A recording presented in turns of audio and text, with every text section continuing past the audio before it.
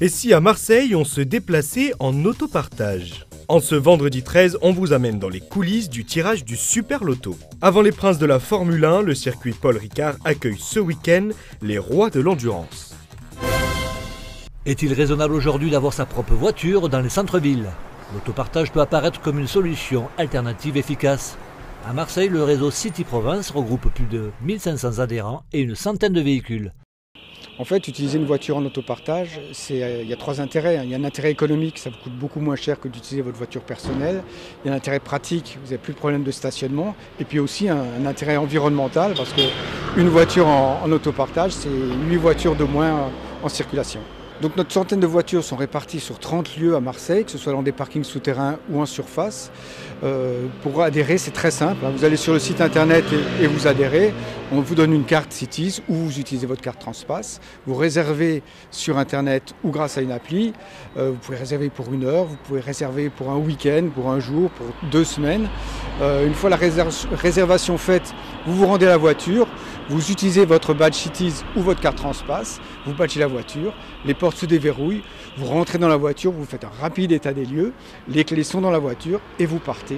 Vous remontez l'arceau qui protège la place lorsque vous quittez la place. Lorsque vous revenez, vous abaissez l'arceau, vous rangez votre voiture à l'endroit où vous l'avez prise et c'est terminé. Très simple.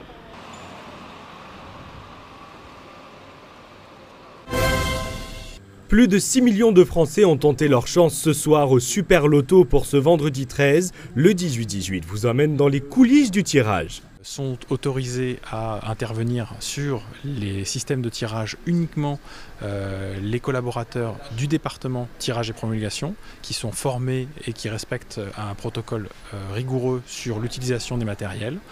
Donc eux seuls sont autorisés à manipuler les boules et les machines.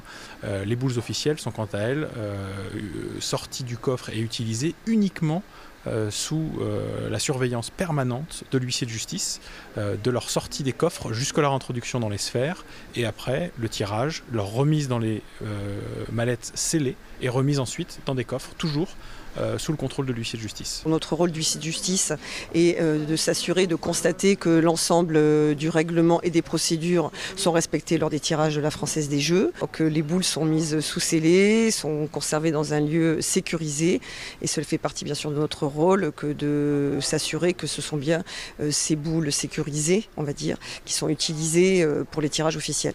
Rendez-vous ce soir sur TF1 pour découvrir si vous êtes millionnaire. L'Institut Paoli Calmette a dévoilé hier son nouveau plan d'action jusqu'en 2022.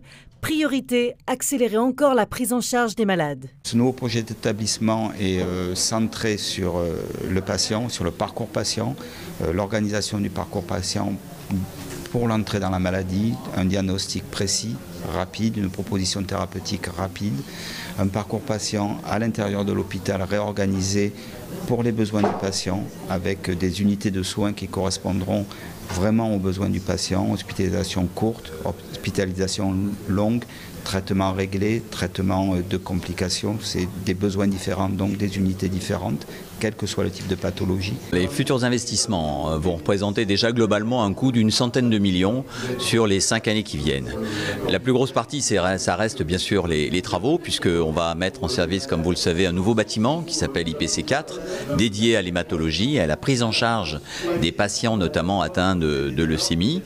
Mais c'est aussi la restructuration en cours de notre département d'imagerie, où nous allons d'une part créer un secteur d'imagerie de la femme, notamment autour de la scénologie, mais aussi multiplier par 2 l'ensemble de nos modalités d'imagerie, scanner, IRM. Avant le retour de la F1 sur le circuit Paul Ricard le 24 juin prochain, la piste du Castellet accueille ce week-end les rois de l'endurance avec une course de 4 heures qui devrait attirer une foule d'amateurs. Après les véhicules historiques, après la SRC donc en moto et l'Historic Tour, place à l'endurance, place aux voitures qui vont concourir pour Le Mans. Les fameuses catégories LMP2, ce sont des prototypes, les LMP3 et les GT. célèbre GT. Bien voilà, tout le monde a rendez-vous ce week-end sur le circuit pour une endurance de 4 heures, ça c'est les 4 heures du Castellet, mais également de nombreuses courses support avec en particulier des monoplaces. On espère que la météo sera au rendez-vous. En tout cas, le public, lui, on le sait, répond très nombreux sur ce genre de compétition. Donc on est ravis évidemment de redémarrer ainsi la saison 2018 du circuit Paul Ricard. On est ravis d'accueillir une course d'endurance. C'est une course en relais, plusieurs pilotes, c'est une course très stratégique. On est en début de saison, on est en plein développement des voitures, donc beaucoup d'intérêt, de nombreux journalistes qui vont venir voir un peu ce que va donner cette nouvelle saison de l'endurance mondiale. Et puis bientôt, 24 juin, ça approche, 75 jours environ, la Formule 1 qui revient avec tous les enjeux qu'on connaît, les enjeux du développement économique, les enjeux de la formation, tout ce qui va être déployé autour de ce projet, très porté par les collectivités locales. Voilà, donc le circuit est vraiment heureux de redémarrer ainsi avec une belle course comme les 4 heures du Castellet, et puis en apothéose, ce fameux Grand Prix de France de Formule 1.